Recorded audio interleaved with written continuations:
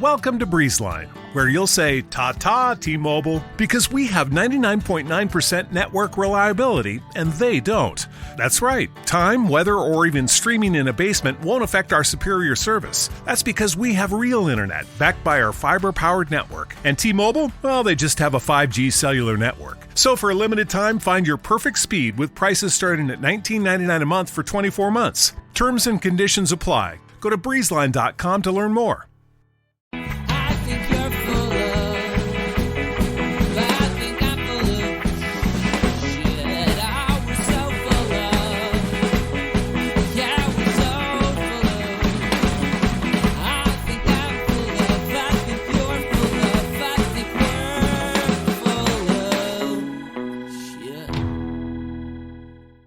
Hello, everyone, and welcome to So Very Wrong About Games, the podcast where content is king, but we're more of a constitutional oligarchy.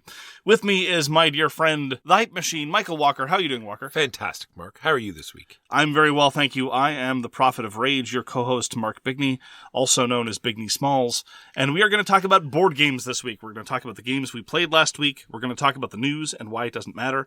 And then we are going to talk about our feature game. Our feature game this week is The Great Wall. Some say they have seen better, but I think it's pretty great.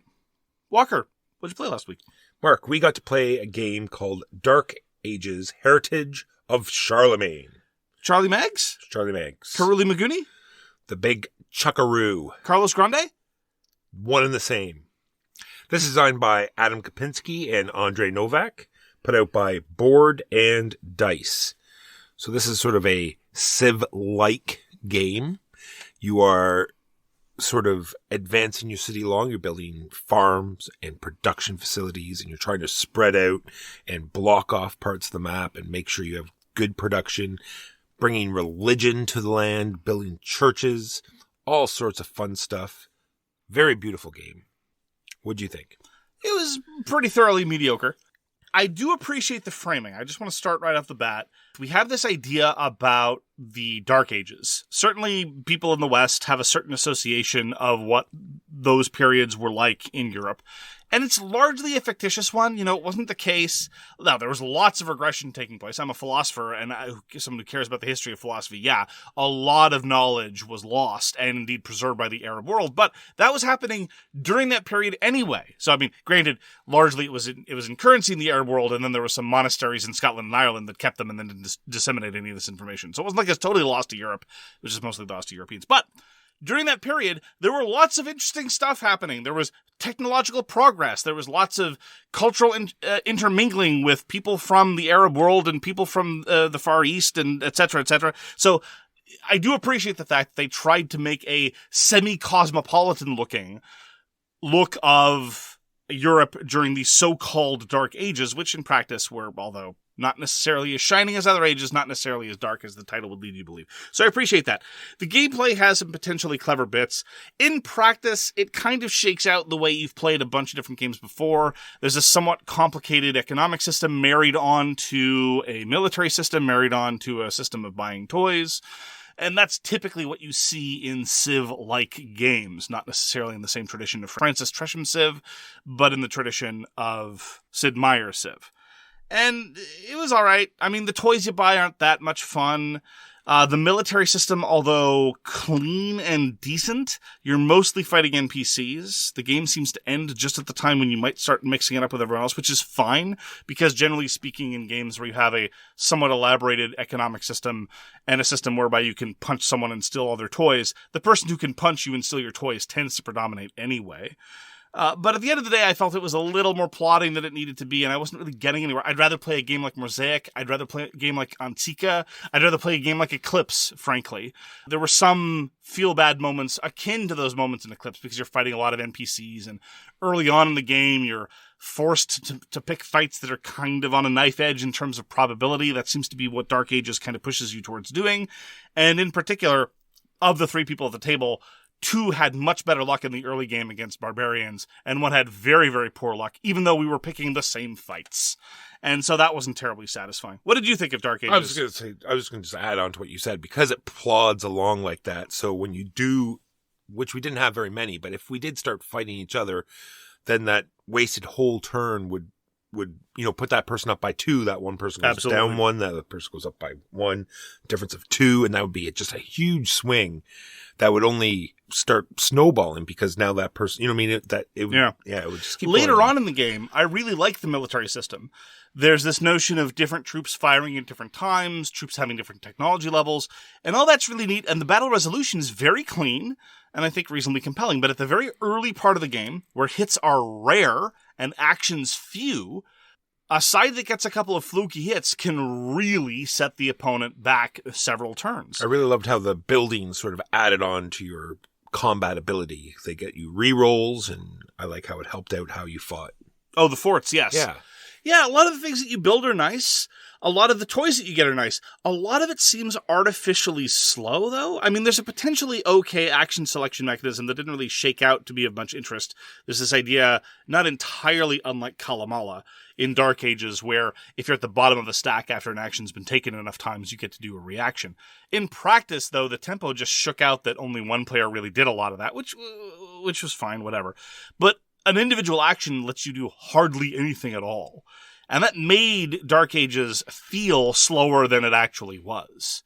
And so that contributed to the sense of pacing and just generally to the idea that it was 3 hours to 3.5 hours where not much happens. Yeah, there's a lot of tech cards too, and someone that has played before, I think, will get an advantage because there's some cards that are much more powerful than others because there's not huge amounts of victory points. So if someone passes and gets 11 victory points every time they pass, yes, it really, throws a sort of wrench in the system and it doesn't, work out for the other players.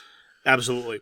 There's also a cousin game to Dark Ages Heritage of Charlemagne, which is the Dark Ages Byzantine Empire edition. And in theory, if you really wanted to, in case a 3-player game wasn't slow enough for you, you can blow it up into an 8-player game and combine the 2 maps. No thanks. How about no? Yes. No. I tried Dark Ages a few months ago in the solo version, but I found the AI a little bit too ponderous to execute. And indeed, multiplayer was similarly ponderous, but at least was a little more straightforward in terms of just executing my own actions. Some interesting stuff there. And I tried it largely on the base of Adam Kwapiński, but I think for me, Adam Kwapiński has now definitely been solidified as a wait-and-see designer. Despite our enthusiasm for Lords of Hellas, which Kwapiński designed, it was really, I think, the case that his subsequent designs have... the only other design that he's done that I think I can really get behind is Terracotta Army. He's also done Nemesis, which was not to our taste at all, and this is another near miss. And so I think, for me, Adam Kwapiński may be a one-hit wonder, unfortunately. Is this new Lords of Ragnarok, is that Adam Kwapiński as well? It is. Oh, well, then we'll have to find out. Well, we will. Andrei Novac also did a 4X game, which was also very, very much not to my taste. So in hindsight, it is perhaps not surprising that this particular collaboration didn't please me. Although, as you pointed out, the Board&Dice production is very, very nicely done. The components were nice. The historical touches were nice. I appreciated some of the components. There were lots of nice little plastic bits, but not in the sense of being an overwhelming box chock full of plastic, overwhelming the experience. So I thought it was a reasonably good balance, both in terms of cost and economy. So it was Dark Ages, Heritage of Charlemagne. I just want to briefly note that I had a couple of very, very joyous experiences of Horizons of Spirit Island. This is one of those occasions where a friend of mine characterized some of my complaints as they're saying, oh, you just don't want to be the game daddy anymore. And it's true. Sometimes you have to be the game daddy. You're explaining the game or what have you. But in a couple sessions, all with players who'd played before, all the players who knew how Spirit Island worked. And so it was just an utter breeze. The game rules, despite the fact that Spirit Island is a very rules-heavy game in a lot of ways, they kind of fell away and you were just directly interfacing with the pieces. And I really appreciate those experiences. Sometimes they're few and far between. I wish I had more time to devote more sessions to the games to go back to the ones that I truly adore. But in the case of Spirit Island, fortunately, it's popular enough that is able to be done. Went back to the 2 spirits from Horizons of Spirit Island that I really like, specifically Eyes Watch from the Trees and Mud Otter. Mud Otter was able to obliterate the Russians through a laser beam of what I assume was glowing, slimy mud, which, history. Tracks. Absolutely.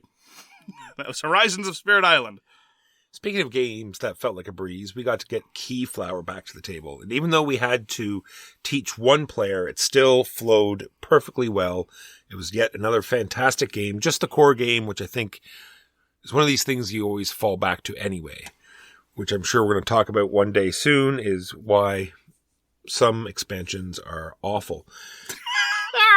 That's awful's a strong word, Walker. So this is designed by Sebastian Bleasdale and Richard Breese, put out by R&D Games, and it's one of our favorite auction-type games. You have all these different colored meeples, and once you start putting meeples on a particular tile, for whatever reason, either to activate it or to bid to bring it into your village, then that color is set on that type of villager. And then you build your village, and you can, I guess, invade or sort of take over. I don't know, what would you call it? You sort of visiting. You visit other people's villages, but then they get your meeples. Yeah, so they visit for a while. Very interesting scoring conditions. You get the tiles for the whole game, and then you can decide how you want to either put them out in the last, auction or not. Love everything about Keyflower. It's one of those action selection games where none of the things you do with your workers is particularly fascinating. And I think that's one of the reasons why it's surprisingly approachable in terms of rules load. But the dynamics of the economy, even with round 1, but especially round 2 and later, where you can activate your own places, you can activate neutral places on the hopes that you'll get them, activate neutral places knowing that you won't, going in quote-unquote visiting, or if you're Walker, apparently these were violent invasions. This is news to me. I need to pay more attention to what he's doing with his meeples when we're playing Keyflower again. Is that what you were whispering to them before you would put them on my tiles? Kill everyone. Oh my goodness. Keyflower is a delight, and I really do like the interleaved auction and action system. It hasn't really been copied in any other Eurogame that I'm aware of, and it's thoroughly compelling.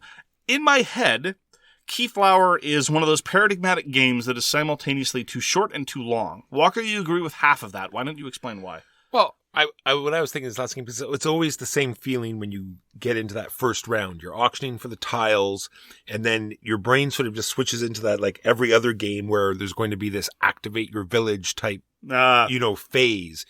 But it's not. It's just going to go immediately right into another auction, and you have to decide whether or not to use those meeples to activate tiles in your own village or other people's village, and to now bid on these new tiles that are out there. So it's just this constant pressure of where to use your resources. I definitely agree. Another way that some people, including myself, sometimes feel that Keyflower feels a little too short is that you don't really gather that many tiles. You don't really develop your village that much. That said, typically a winning score will see the majority of your village tiles upgraded, if not all of them. The sense in which it's too long, though, is just, I remember bluntly in terms of clocking the minutes, it tends to feel a little bit longer than it wants to be, especially given the relative lack of visible progress. But with 5 players, one of them entirely new, it took us less than 2 hours, which is not what I expected. I had expected it to be slightly in excess of 2 hours. 2 hours that I would have happily spent, but I was surprised by the length. So I might have to recalibrate my expectations of the length of a game of Keyflower. Sure, I think it was just because we nicely delegated all of the jobs. Like we had one person putting out the meeples, one person doing the tools, one person putting out the proper tiles. With those delightful Geek Up bags. Oh, that was gorgeous. Oh, Love them. The Geek Up bags are very, very nice. I have them also for Root. They're just so pleasant to feel. I feel like I'd go to sleep on one of them. And that is Keyflower by R&D Games. Played another game of Spots. This is a review copy sent to us by the publisher. Spots is by Alex Hague, John Perry, and Justin Vickers. So the same people who brought you collectively and severally Air, Land, and Sea, and Time Barons, which we'll talk about later, as well as Wavelength and Monikers. And so it's unsurprising, given that sort of heritage, that it is a delightful, whimsical game. It's a dice game involving all dogs, certainly all dogs. Doog may look like a cow, but that's just your eyes playing tricks on you. Doog is totally a dog. And I really like the fact that there are a plurality of different sets of actions that you can use in every game.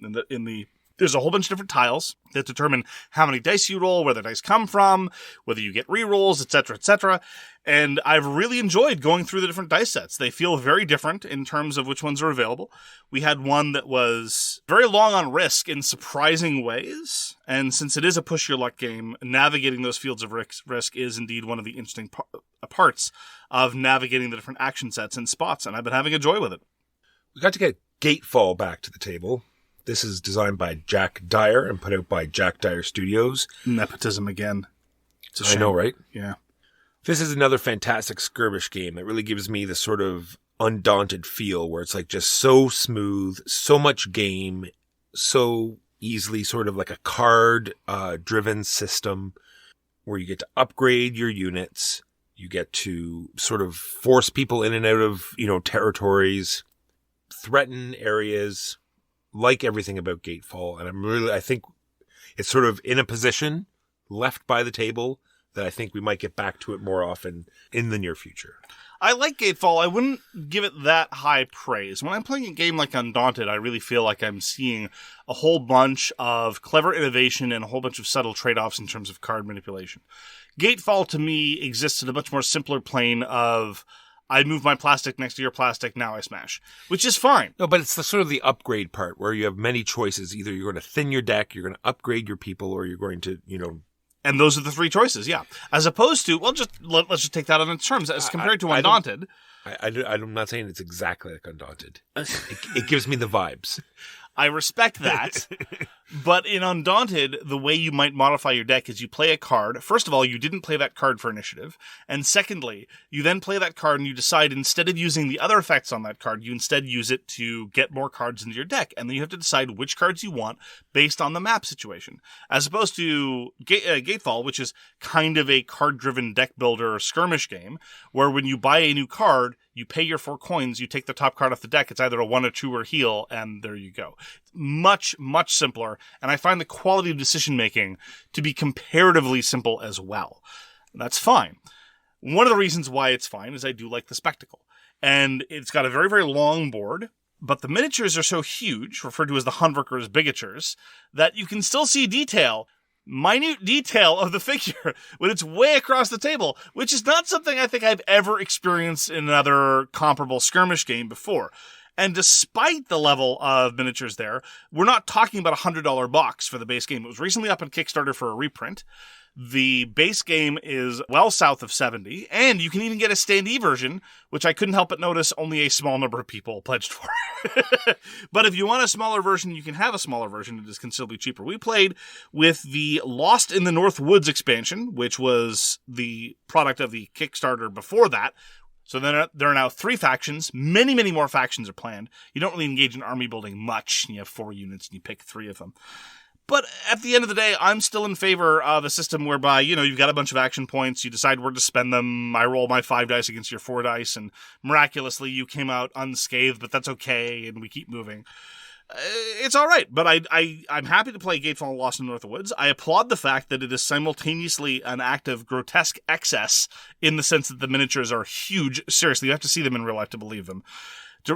Standard humans are represented by things that would dwarf many Kingdom Death monster bosses, let alone any other kind of human-sized miniature. But at the end of the day, I think the decision-making we're talking about here is roughly on or sub-Heroscape level. It's true. If you have like any sort of mannequins in your garage, I'm sure they could stand in. You could print and play your own copy of Gatefall. Yeah, sure. So that was Gatefall, specifically the Lost in the North Woods expansion, designed and published by Jack Dyer. Walker, I've seen the future. Have you? Are there barons in the future? Well, no. Okay, we'll talk about time. That was a segue for something else. I'm sorry. You stepped on my segue. I tried to sort of, engage in your segue. Okay, well, yes, I've seen the future in multiple aspects, and one of them, I am a baron in the future. Gotcha. Time Barons is a game designed by John Perry and Derek Yu, sent to us by the designer. And Time Barons, I've just compared before to a sort of stripped-down innovation. Faster, leaner, directly more cutthroat. You're not scoring points here or trading off tucking versus splaying versus other things. In Time Barons, the only thing you're doing is you're either recruiting followers or you're destroying your opponent's followers. Sometimes you have to move your followers around to activate abilities, and that part's very interesting. But at the end of the day, the victory conditions are very, very straightforward. It is structured like a card battler, but it doesn't feel like one. Again, it feels a lot more like a tableau builder.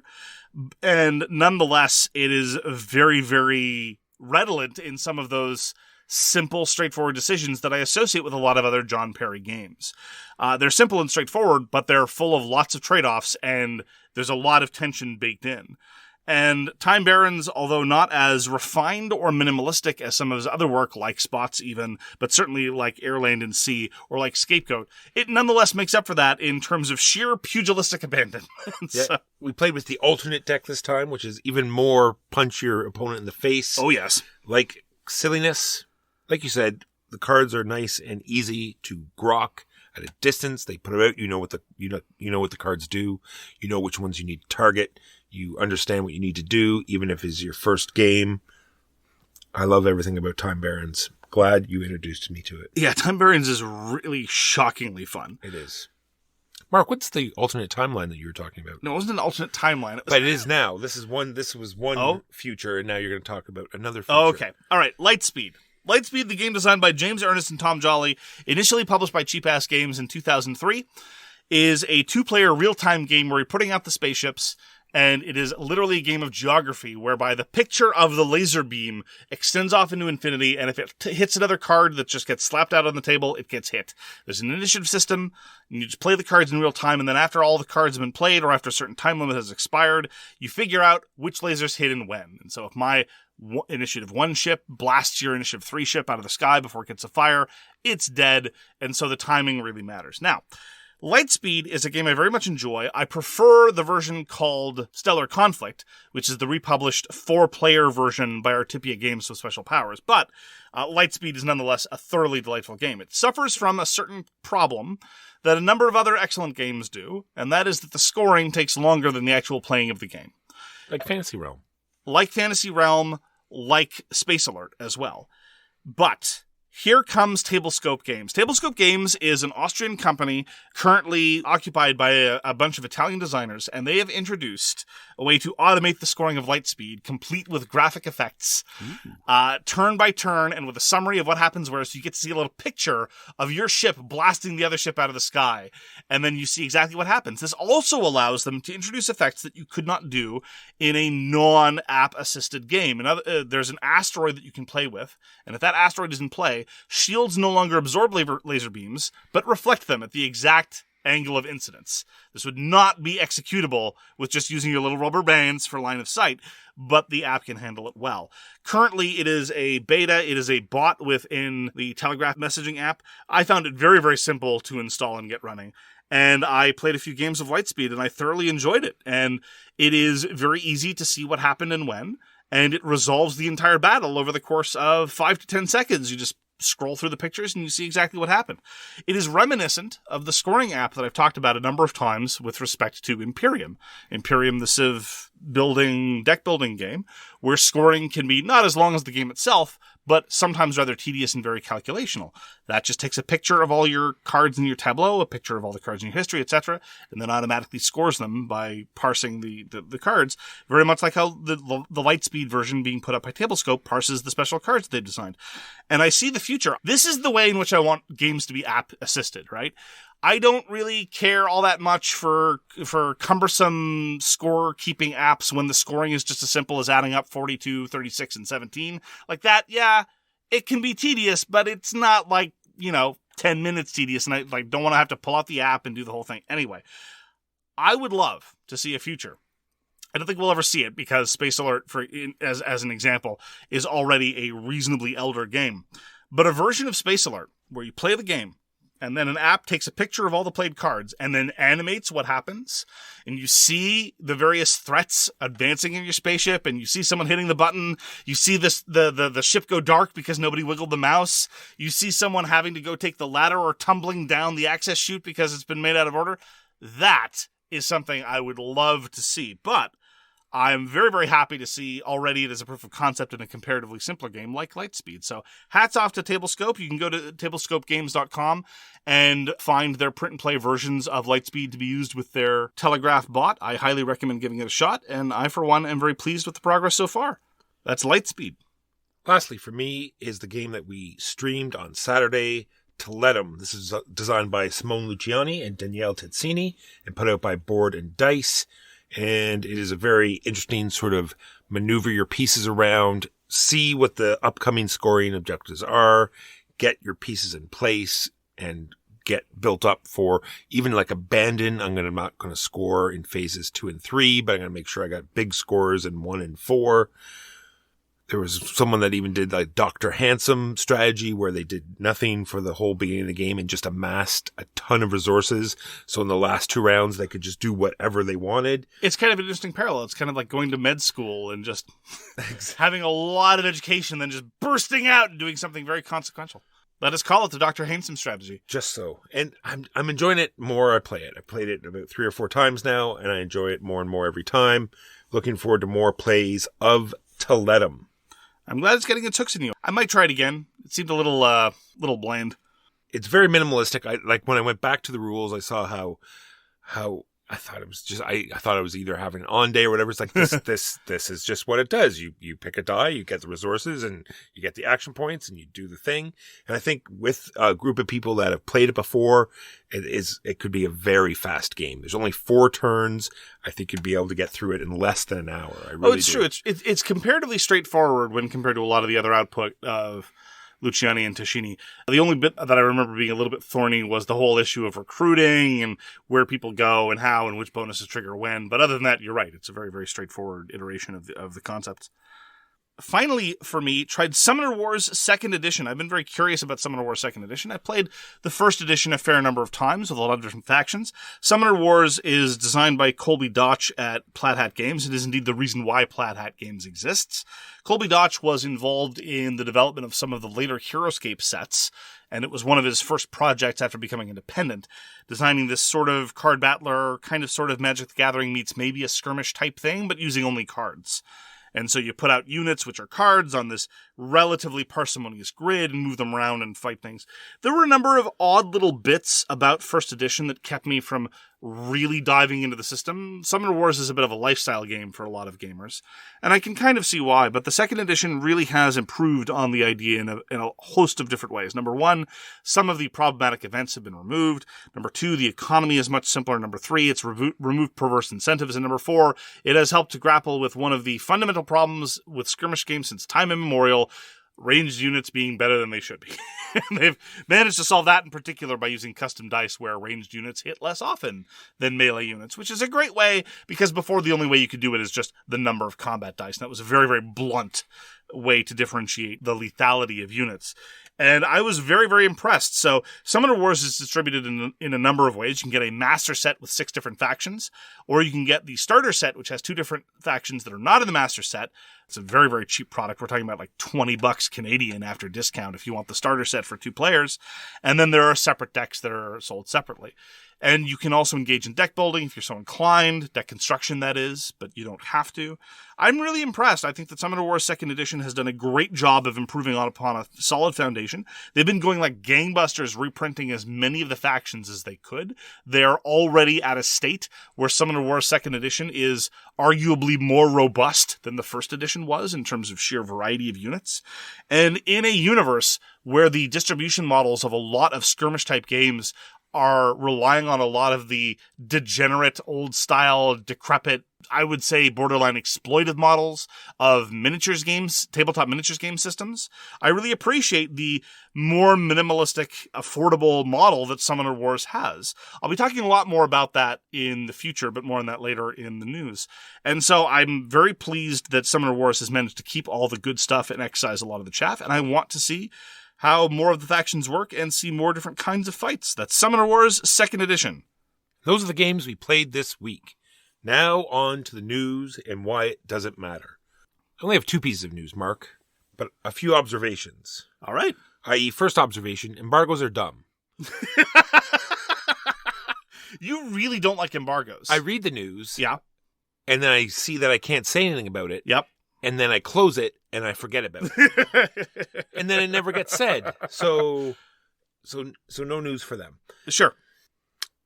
There was a advertisement for a role-playing game, and it says, this game lets you play out scenarios from the TV series. I'm like, it's a role-playing game. You can do whatever you want.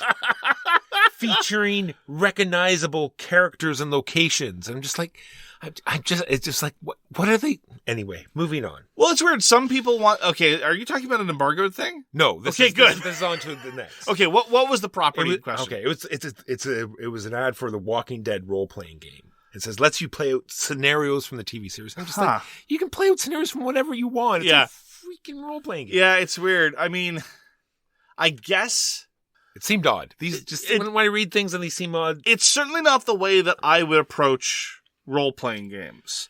If you want to recreate a specific scene. Like settings, sure. Characters, sure. Look, and I have no problem with that, but Yeah. like using that as your like main tagline for Yeah. it's just anyway. It does seem odd. There's going to be a new Dark Crystal card game. And so I've written down, why does everything associated with the Dark Crystal have to be crap? How do you know the card game's crap? Because it looks awful. Okay. So real news now. Okay. So like we said, we crap on things. We And do, so both of us? When things are good, we have to make sure we say them. So Yes. we got a copy of Hamlet. It was missing some pieces. I sent a message, and in less than a week, I got a shipping notice for the replacement parts. Oh, good for them. Mighty Boards, great job. Thanks, Mighty Boards. So, Walker, you've been outraged. I love your outrage. Our listeners love your outrage as well. I am outraged on your behalf because we all know, deep in our hearts, what Great Western Trail is about. It is about aliens probing cows. It's true. This is a certainty. It is known. How dare they, then, as the last act of the so-called Great Western Trilogy, seek to upend this entirely and make it in New Zealand and about sheep? Nobody wants to probe sheep, Walker. What alien would travel hundreds of thousands of light years to our planet to probe sheep? The very thought that an alien would engage in such behavior to probe sheep is manifestly absurd. Cows? Perfectly reasonable and understandable. Sheep? Nonsense. I am outraged. You don't mess with another man's sheep, Mark. We really like Necromunda, and you like Mortenheim. There's a game... Conceptually, yes. So there's a game coming out with a second edition called Gangs of Rome. So it's a 28mm gang fighting skirmish game. Oh. And it seems really interesting. So you should take a look at it. Everyone should take a look at it because it's very cool little sort of skirmishing. You even sell you the buildings and you make up these different gangs of Romans and they go around and beat each other up. It seems very interesting. I look at the rule book. What's the company? Footsore Miniatures. Finally, for me, this is an episode ending in 5, and we don't like spending a whole lot of time plugging our Patreon, but over a month or so we do. I have been putting out episodes of Bloat. We're going to have another episode of Pledge of Indifference, our Patreon exclusive show about Kickstarter and other crowdfunding stuff that's been coming out this week. I'm also going to have an upcoming episode of So Very Wrong About All the Games I Like Are Bad about distribution of skirmish games, some of the skirmish games that I like but I feel are too expensive, and reconciling all this with cost. This is on top of the fact that every week there's new bonus content. Every week there's unedited episodes. If you want ad-free versions of the episodes, you can get that too. All of that is available on our Patreon. Please check us out. Check it out if you're interested in supporting free media. Patreon.com/swag. And if there's any content creators that you enjoy, throw them a message. Throw distributors a message saying that, a game that you heard on their show, you bought because you heard it from them. Reach out to people. Absolutely, Walker. Thank you. That is the news and why it doesn't matter. On to our feature game. Our feature game this week is The Great Wall. The Great Wall is a 1-5 with expansions worker placement game designed by Kamil Sanix-Czesla, Robert Plesovitz, and Lukas Wodarczyk. Published by Awaken Realms, there have been a couple of rounds of successful crowdfunding for the original game and a reprint with a whole bunch of expansion modules. If you want to spend in excess of 300 euros on this game, you can. More on that later. Walker, why don't you give us an unhelpful summary about what one does in The Great Wall? So in The Great Wall, it's most like other post-apocalyptic games where you're sort of working together, but you just can't, seem to work with those other generals, and you need to do your own thing. We're going to defend China, but we're going to do it separately. We can't work together.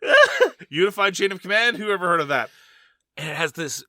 Are you saying that Lord Humongous is one of the generals in The Great Wall? Yes, just so. Didn't you see it? I saw the card. I saw no gasoline. Oh, wow. The guy with the silver face, Yeah, Lord Humongous. Exactly. That's what the I'm saying. Ayatollah of rock and rolla. You didn't see the figures? No, I didn't. The cars? I must have missed it. Is that the expansion? I looked at the Kickstarter today. I was told that no one had to die, so I just walked away. There you go. So what you're doing is you're doing this interesting battle against other people technically to get victory points, but it's all laid over this sort of interesting defense game where you're doing this worker placement where it'll help other people to fill areas. It'll be interesting to, trigger areas before other people can get in. You are trying to snipe different cards, all sorts of different things. This is all the Great Wall. Very interesting game. Yeah, so the theming is simultaneously historical and yet not. They're very clear in the introduction to the game that they've just fantasyized a whole bunch of stuff. And not fantasyized in the sense of, and now the dragon comes, although you can kind of do that too.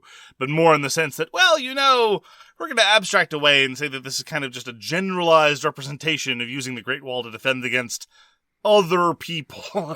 And so the history is very, very much with a thin veneer, which is kind of okay. I will say at the outset, I'm a little bit chagrined that this is once again a board game about the Far East, not made by Asians, that emphasizes things like honor and shame. You don't see Westerners design board games about the West that emphasize honor and shame, but the moment anything's set in Korea or China or Japan, it's all about shame and honor, which, I mean, it's a little tired at this point. I talked about this a lot when we were reviewing samurai battles, right? It's more clear in war games. Like, oh, well, we have to have honor and shame here. It's like, what? Honor and shame feature very prominently in Western wars as well. I don't know why you've decided to make it this way. Anyhow. But it's not as Orientalist as a lot of other games that have been published. That's kind of damning with faint praise, though. That out of the way, the gameplay of the Great Wall. So it's something that we enjoy. It's sort of what we said about Oak. It is a card system married to a worker placement. So you decide on what card you want to play. All the players put them face down. You flip them up, and you start with number 1, where one person's going to get to do the main action. All of the other people are going to be able to do a lesser part of that action. Yeah, it's kind of a role selection-esque system. And it's all mostly putting out workers. And they are filling different areas of the map, and a lot of them won't trigger until they're completely filled. And it's mostly getting resources, building parts of the wall, recruiting troops to defend against the hordes that are coming in, stuff like that. So, for example, one of the resource tracks might have 4 spaces for it. And I call it a worker placement game, but that's kind of a lazy designation. It's a little more nuanced than that. Because, yes, there are 4 spaces, and each space will generate a wood, but the spaces will only execute once all those 4 spaces are filled. And then they all execute, and then they come back. So you're constantly engaged in a rotating series of activations. The game is, a game of the Great Wall is very procedurally defined. There are lots of different phases to go through, and you have to go through them in order, and there are horde defeat checks every 5 seconds, and that's fine. But in terms of when various areas will activate, a lot of the interest is in there. And that dovetails to one of the things that I think the Great Wall does splendidly as compared to other worker placement games. Getting more workers is not an overarching priority necessarily, because if you're constantly engaging in turnover, you constantly get your workers back. Yeah, if you are aware on what's going on in the game and you can see what other people want and need, you can sort of dovetail into that and sneak your workers in and know you're going to get them back for your turn. Because a lot of the cards let you put out a varying amount of workers, so you want this constant flow of your workers to happen. Right. On the other hand, if you do have a worker advantage, you can let workers sit and wait for longer. So you do have some additional flexibility, but it is not an overarching part of the game. As compared to a lot of other, even contemporary worker placement games where getting more workers is just an overwhelming fixation. And so I really appreciate how the novel element of worker placement has sidestepped that entire issue. So on the other hand, where you want to gain workers, in this game, you have a pool of soldiers that is going to slowly disappear because you use those pieces to do many other things. So as you collect resources or improve your income, you need to put figures on the track to track that. You track on the track, Mark. Yes. And these have to come from your troops. Also, like you said, there is shame, and you bring in these shame tokens, and every shame token you have to designate a troop figure to that as well. So the pieces that are available to you are slowly disappearing, and you have to decide on how to do that. Yes. Overall, though, the gathering of resources and the placing of people plays second fiddle to the overall sorts of points, which are all focused around defense of the homeland, because you can get points from building, but you build largely as the defense needs grow, and you get points from murdering the horde that are coming and trying to murder you. And there you engage in another kind of almost ersatz worker placement game where you have troops that get placed on cards that cover up various things and give you bonuses. Not entirely unlike some of the details of, say, Dogs of War, where you're getting troops to cover specific parts of cards that get you specific bonuses. And this is where another aspect of the Great Wall sidesteps a lot of problems. Because I think you were right to highlight not necessarily the post-apocalyptic aspect. That I think I'm still missing that. I just meant the fact that you just got to point it out to me again when we play next time. A lot of those games are semi-co-op where you absolutely all should be working towards the goal, but for some reason you can't. Yes. That's what I meant. The Great Wall does a great job of doing something that's kind of sort of semi-co-op. It's not 1v all, there's no traitor, but at the end of the day, everyone cares to varying extent about how the defense of China is going, and indeed, where they care about defending more. And navigating those differing impulses and those different incentives is also a fascinating part of the game because that's where a lot of the victory points are going to come from. And so watching people, giving up on one front of the war and overinvesting in another is just part of the evolving economy of the Great Wall. And I find it very interesting, and it works far, far better than a lot of other games that seek to have a common shared goal while exploiting player differences. I wanted to also ask you about some of the worker placement, because there's some spaces that if you're the only person there, you take on shame. Yes. And do you think that will change what people choose? Because as you know, you put them on in a certain order. So if someone's gone to that spot, have you ever decided, well, I'm just not going to go there, so they will accumulate shame tokens? I've been tempted. And therefore, to put yourself back. It's weird. So there are two broad categories of areas where you're going to get shame in the worker placement aspect. One of them is resource generation. This works both thematically and mechanically. If you send all your clerks to a certain area, if you lock down wood and you make sure that nobody else ever gets to produce wood, well, that's bad. It doesn't look good for the shared defense. It also doesn't lead to a well-functioning game, and so you're going to get penalized for it, and so you're disincentivized to do it. The other worker placement area where you get shame for going in alone is recruiting troops. And that part I've had some people try to explain it to me. It's never made any sense to me. It's like, I alone am now converting my personal wealth into soldiers for defense of the homeland. And because I'm there alone, I am full of shame. I don't have an answer. So there are these situations where some cards let you go there alone and not generate shame. That's fine. But there have been cases where I was inclined to go and recruit troops, but I look over and say, oh, Huey's there alone at the moment. Do I want to give him that solid?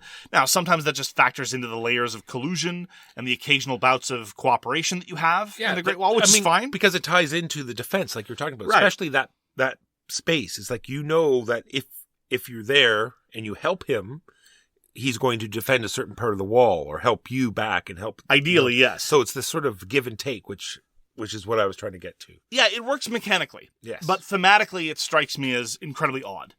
I could easily see other spaces on the board working on that basis, but they don't. So I think it was just a mechanical kludge. It doesn't make a whole lot of sense. Again, I think highlighting that this whole honor and shame fixation sometimes does games a disservice, independently of the fact that it smacks of Orientalism. So maybe they should have broadened their mindset a little bit. So another area where this sort of semi-co-op thing happens is when you're choosing the command cards, because some of them key off of other cards, and sometimes you can see what someone needs to do and you can try to guess on what card they're going to play, because it says if someone else has played despotism, then you get a special bonus on your card. So there's an interesting sort of, try to outthink what your opponent's going to play a little bit. Yeah, a little bit. It's just a nice little bit of sauce on top of the action selection mechanism of the card placement. And some players, you get points. You're incentivized to leave your discard pile getting fatter and fatter of these action cards. And the people who do that, you have a better sense of what they're going to play because everyone has the same 6 action cards. And if someone's got 4 cards in the discard pile, well, it doesn't take a genius to figure out that they've only got a couple of options. Other people, on the other hand, who wish to remain more flexible will forego those point benefits and constantly have a mitt full of cards, and they might be the ones exploiting the comparative rigidity of their opponents. And I find that to be one of the interesting little trade-offs that dovetails into the action selection. And although you're right to highlight how it's similar in some ways to Oak in that there's, the cards and the workers and they interact with each other, the association here is on a far more broad level, in that a given action card will let you put out a whole bunch of workers, as well as letting your opponents, as a rule, put out several as well. Yeah, wherever you want. Unlike Oak, where you're like locked down to where they're going to go. Right. There's a lot more flexibility, generally speaking, in what's going on, which is fine. Speaking of generals, there are a ton of general cards, which is sort of your asymmetric power you're going to get at the beginning. And then there's these advisor cards, of which you get 2 at the beginning of the game and access to a bunch more during the game if you wish to, lean into that direction. And sometimes the powers are interesting, but there's so many. I think it's a cool part of the game. You can either take the advisor cards as yet an additional special ability, or put it underneath the general and make his or her power that more powerful. That part is really cool. The way that advisors can be used in one of two ways is great. How they're fodder for the general's ability or an ability by themselves. I'm not terribly impressed by the level of apparent balance in the different generals and the different advisors. There seems to be... The advisors matters to be less, honestly, because yes, you're dealt 2 at the beginning of the game, but you can pick one of the 2, and then you can buy more as the Game of the Great Wall goes on. And so there's a display, and you can pick the better ones as they come up if you really want to. The generals, though, I've seen some games where I look at my 2 generals, and both of them seem vastly better than the 2 generals that somebody else gets. And of course, there's endless discussion online as to which generals are obviously too good or obviously too bad. I don't have a firm opinion, but I'm not terribly impressed with the overall appearance of balance. And more on that in a minute when I start complaining about other aspects of the Great Wall. And then I hinted at it before. There's like sort of the building your income, because there's 2 parts of the game that get you income. There's when you put out workers, and there's an actual income phase. And both of these sort of dovetail in. When you take income, you have the chance to sort of, I guess, invest in that particular resource. And every time you take it, you'll get more. And then in the income phase, you'll get the same amount more again. In terms of production of resources, this isn't in terms of income, but the production of it, every time you produce resources on the production track, you have the option of donating a single good for the war effort, and that gives you points. Rather a lot of points, quite frankly. And what that does is it further layers on to a notion of the sort of semi-cooperative nature of what's going on. I've donated a whole bunch of my resources to the building area. The next person who gets to build gets all of those resources for free, but pockets the points for that building. Now, am I going to benefit from what they build? Should I have gotten and built with those resources myself? Maybe, sometimes. These are all trade-offs that exist and again feed into this semi-cooperative nature. And I find that a very, very simple economic model and one that pleases me a great deal. An interesting timing aspect, like when to, take first player, when to take right. that building action, know when people are going to need resources and donate them. All of these things. Big decision space. Yeah, absolutely. So can we talk about some of my broader criticisms of the Great Wall now? We sure can. Okay. So I talked a little bit about the balance of the general cards. Were I a cynic, and I'm not a cynic, but were I a cynic, I think I would follow the standards of some of our friends and immediately attribute this to lack of crowdfunding testing. Kickstarter bloat. In this case, GameFound, because it's Awakened Realms, but same idea. Where the GameFound bloat, the crowdfunding bloat is real, though, is in terms of a lot of the physical production of the Great Wall and a lot of other things.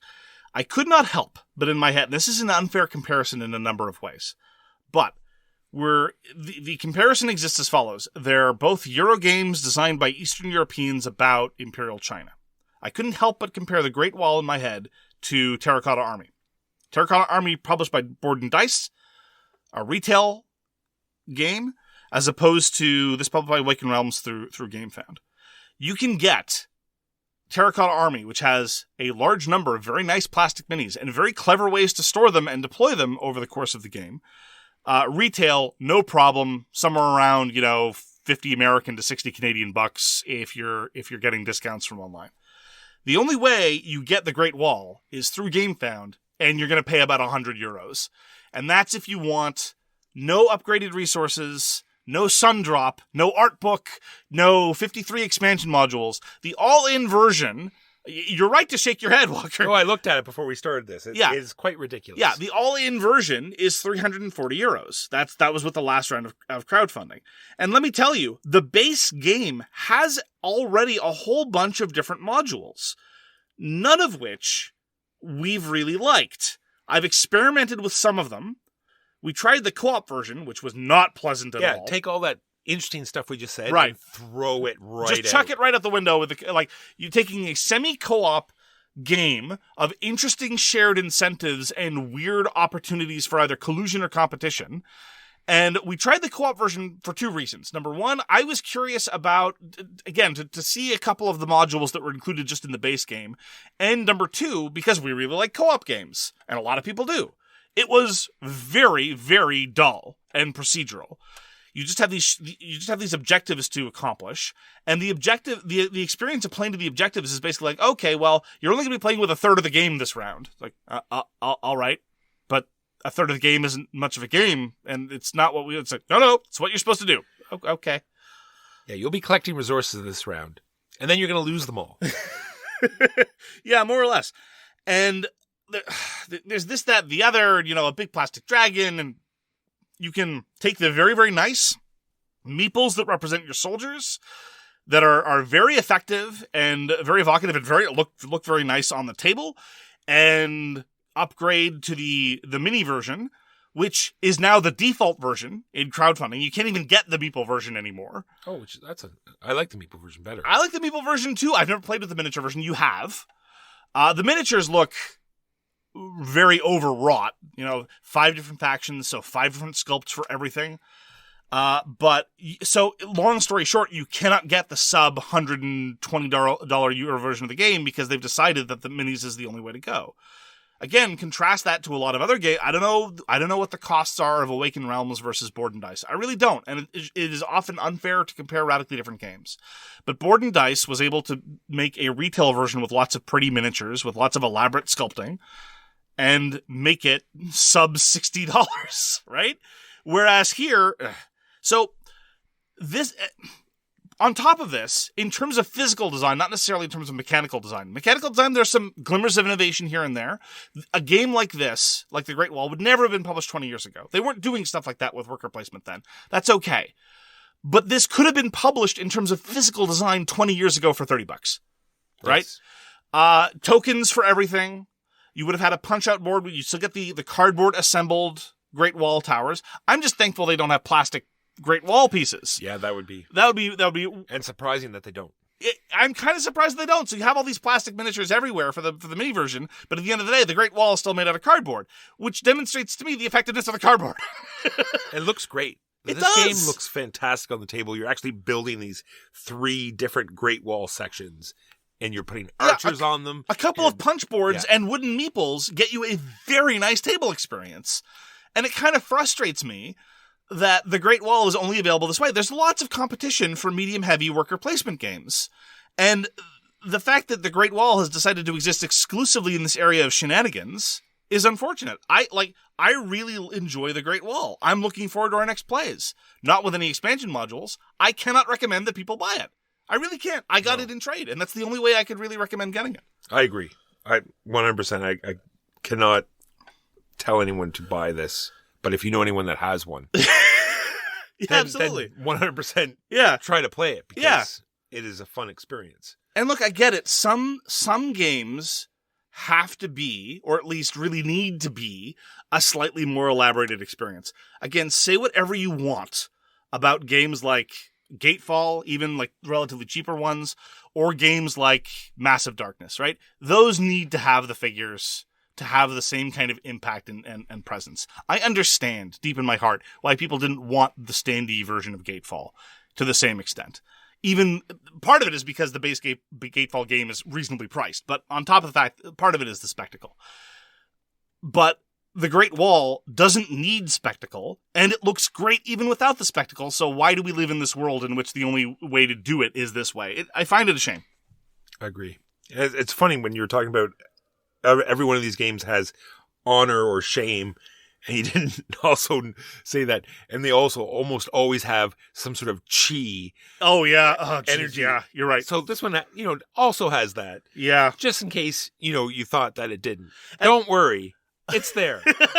At least they have the good sense to have it not be a resource that you can donate to the stockpile. So I was like, here, borrow some of my chi. At least they didn't do that. Let's be thankful.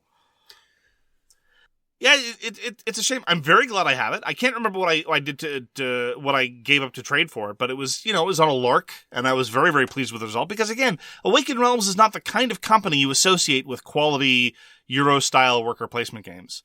And yet, nonetheless, it's a solid entry into the genre. So I'm glad I have it. I'm looking forward to future plays, and I don't recommend that anyone buy it because it's really expensive. 100% agree.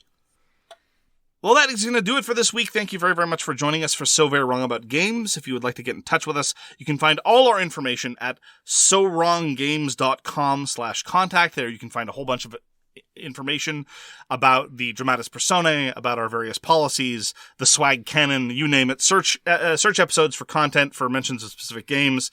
It's a great place, and it's also a place with all our contact information. We read everything you send us, and we'll get back to you if we can. Thanks again very much for tuning in. We appreciate the time you've decided to spend with us, and we hope to see you again soon. Peace! You've been listening to So Very Wrong About Games, produced by Michael Walker and edited by Mark Bigney. Special thanks goes to What Does It Eat for generously allowing us to use their most excellent song, FOS, as our theme. You can find them at whatdoesiteat.com. You can reach us by email at soverywrongaboutgames@gmail.com or on Twitter at SoWrongGames. Thanks very much, see you next time, and always, try to be right, but remember you are so very wrong. Welcome to Breezeline, where you'll say, "Ta-ta, T-Mobile," because we've got more reliable home internet that's a whole lot faster. In fact, 10 times faster.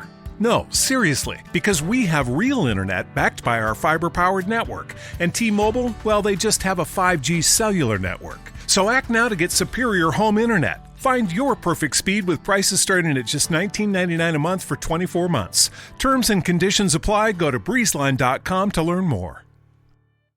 So, how does it feel when you play Roll Up to Win with Tim Hortons? Buy a hot or cold beverage using the Tim's app and find out. Roll in the app for a chance to win prizes ranging from free coffee and donuts to a Universal Orlando resort vacation or a sweet car.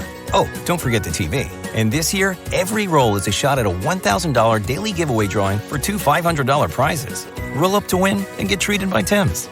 No purchase necessary. Account registration required. 50 U.S. and D.C. 18 plus entered by 4/2/23. See rules at rolluptowin.com for free entry or full details. Void in Florida and where prohibited.